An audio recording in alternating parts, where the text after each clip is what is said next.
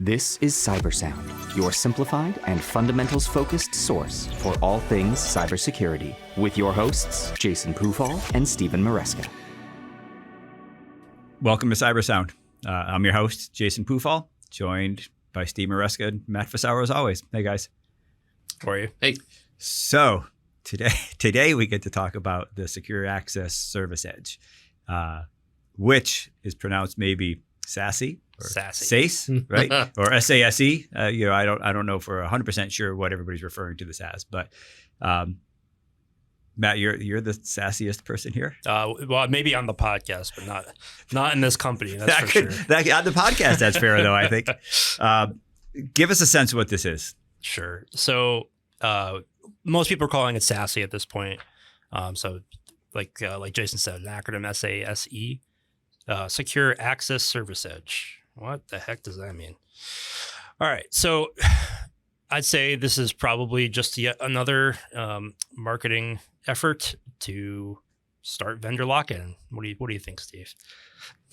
I think it's a usual Gartner and research org way of compartmentalizing the market into areas that make sense. That's what this is ultimately. It's, as you might expect from orgs like that, about technologies you probably already know, that you've heard in passing, if not use it. It's not unfamiliar. We're talking about stuff like zero trust, cloud access security brokers, CASBs, things in that area. Yes, exactly. Yep. Things of that variety. So I guess my main question initially is, because I think people probably are somewhat familiar with zero trust. Is it just another name for zero trust, or is there a fundamental difference to it? So there's some big differences to it. Like Steve alluded to, Gartner is the one that came up with SASE and the whole space, and they define what a SASE solution is. Isn't that interesting? So really, to be a SASE solution, you need to be totally cloud-based. There might be some site presence of what you would typically consider a firewall, but in this case, it's really just a box that links you up to a provider, right? The provider could be quite a few different people. Your Palo Altos of the world, Fortinets, Cato is a huge one. They're the ones where basically what they want to do is they want to take your traffic from your site or from your home and apply policy to it. Okay. That's really the beginning and end of what that is, if we want to push it down to a sentence. So to boil it down, then is it really just fundamentally then a technology to help protect a more remote workforce? I mean, is that the intent here? So I think it's an offshoot. Okay, but also not just remote workforce, infrastructure that's distributed. Right. It's not necessarily on premises. It's SaaS this, SaaS that, maybe some cloud providers mixed in, federated identities across multiple different platforms and across network boundaries. That's a really key component of all of this. Right. Yeah. The network boundary is the real issue most of the time, right? Your firewall sits in one place. Your applications, your people, they don't anymore. Yep. Right. And the big challenge is we've got people all over the place, branch offices. We need to apply policy. We don't want to do it 11 times, right? We want to do it once and be able to have it apply to whoever's using it wherever they are, right? So we want to make those rules and apply them kind of distributed and globally. One of the things that makes this really challenging is a lot of people are still in the managed internet space, right? So this would be something that you'd have to watch out for if you are going to go down this path. Is if you're dealing with like AT&T or something like that, and you have managed MPLS or any type of router at your edge where you don't manage it, it'll be difficult for you to roll into something like this. But the whole goal here really is that single pane to manage policy. Okay. So maybe not perfect for the small business relying on like a Comcast or a Spectrum or something like that. Yeah. So I think the small business, I think you're still going to get approached with these things. They're really trying to grab market share with these full suite of solutions here. They want to own your VPN. They want to own your user traffic wherever they are. Right. So it behooves them to go out, and even the small businesses say, hey, you could send all your traffic to us and either we'll fully manage it or you got one place to manage all of it. It may not make sense though. Okay. Examples of smaller businesses that might still play in this space are those with multiple offices, no real central headquarters per se, but broadly shared infrastructure. Say you have, medical practice, you have 5 to 10 regional offices, and you tend to use the same applications. You use SD-WAN or something like that. Those are the related technologies that might be appropriate and facilitate the broader SASE sphere. It still hurts to say. Yeah, it's a tough acronym. There's no doubt. Like, zero trust rolls off the tongue a little bit better. But yeah, zero trust is built into the SASE. That's a required component. If you ask Gartner, that zero trust has to be built into the solution. And the other thing too is they want it to be part of a total package. Right. That's where I start to disagree with how this is really being sold to you in a marketing sense. And you're saying because of the vendor lock-in issue? They really do want you to have a complete vendor lock-in, or they claim it's not SASE. Okay. That there's a lot of challenges there, because now you're talking about full upgrades sometimes. Like you're ripping stuff out that you've already put some type of capital expenditure into, such as firewalls, networking equipment, types of firewalls that you've put in the cloud. They want you to replace all that with vendor X, their stuff, right? You can absolutely accomplish all of these things in a roll your own type of solution. But again, it's gonna definitely depend on your team's ability to do that, and more management, I'm sure. Right. Yeah. Right. Applications at the fringe that are business critical, but maybe older legacy, they fall out of the realm of SASE's real goals, where they play well, because maybe they don't have really well-defined APIs. Maybe they don't do well with web services. If they're like that, or if they require logging in with fat clients to some terminal services system, they're out of this sphere. They can be made to work, right? It's just the cost savings and complexity that are hypothetically being saved end up being retained ultimately. Right. Yeah, that's a good point, is that you're always going to get sold that this is somehow going to save you money. Maybe, it's going to depend on your complexity, right? How big you are, all that stuff. And why is it coming into light now? This type of model has been around for maybe a year and a half or so. The actual term has been around. Vendors that got on top of it, like the Catos of the world, were pretty quick to put a whole solution together. But now we're starting to see a lot of the firewall vendors come out with their own package to do this. They're actually pushing people quite a bit into the cloud managed firewall. So I think you're going to start getting this pitched to you by either your MSP, or when you go out to a vendor to get a firewall, they're going to say, hey, we have this solution now. Go look at this nice shiny new thing, right? And that's not to say that this model isn't bad.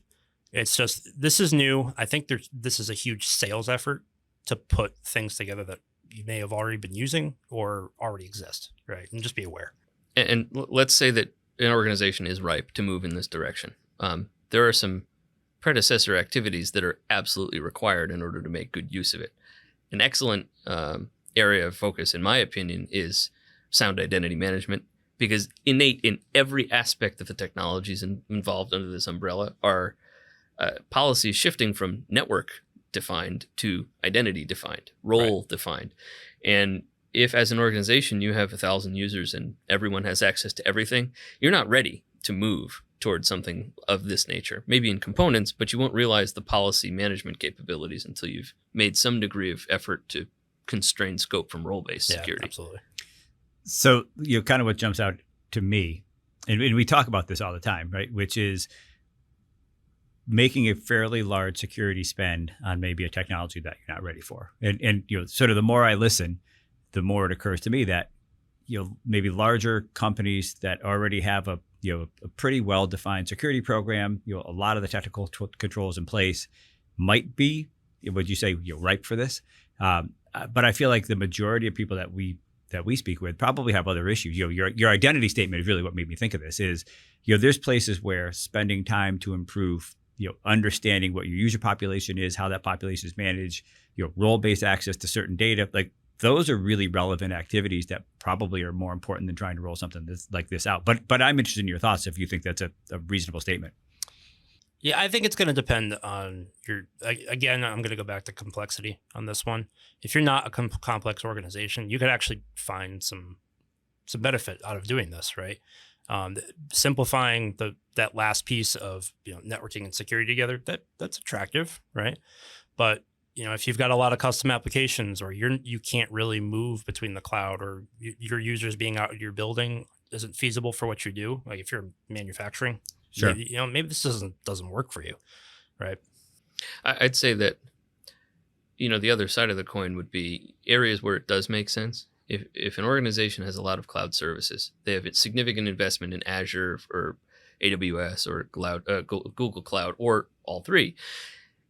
Frankly, dipping into the pond with firewall as a service, with other technologies of that sort, they're appropriate because you're able to protect those resources in a dynamic way that may be, in fact, in concert with identities that are in Azure AD, for example. It might mean that you still have a boatload of work on-prem, but you can make the beginnings of a migration, and then as technology permits, as your hardware software cycles make it reasonable, then make some later shifts in a couple of years. Yeah, that's a good point too. Is that the progression here doesn't have to necessarily be all or nothing, right? They're going to push you to do that because that's the solution. A lot of these people that you talk to when you are evaluating something like this, they're told to push the solution, right? So remember that you can start to kind of roll services into it. It doesn't have to be an all or nothing thing. Yeah. Simple enough. This is probably atypical for us, right? Because it's very technology specific today. Anything that you haven't covered that maybe you wanted to touch on here regarding this? Any vendors really stand out in the space? Yeah, you named, I think, 3 at least, right? Palo, Fortinet, Cato is sort of being ones that jumped out. But yeah, those are the ones I'm most familiar with at this point. I don't personally have experience with either of them in this particular product space. We've used different things from each of them. But yeah, this particular product I haven't.